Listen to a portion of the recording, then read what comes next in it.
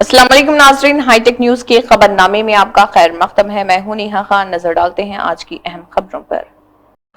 Secunderabad GRP और RPF ने मुश्तरका कार्रवाई में आदि चोर लंबा उर्फ लंबा राठौड़ को गिरफ्तार कर लिया, जो रेलवे स्टेशन हुदूद में ट्रेन मुसाफिरों को निशाना बनाकर मुतअद्दिद चोरियां करता था। पुलिस ने मुलजिम के कब्जे से तकरीबन 63 ग्राम सोना, जिसकी मालियत 9,45,000 रुपये बताई गई, बरामद किया। इब्तदाई तफ्तीश में मुलजिम ने सिकंदराबाद रेलवे पुलिस स्टेशन के हुदूद में 9 चोरियों का एतराफ़ किया, जिसके बाद उसे अदालती रिमांड पर भेज दिया गया।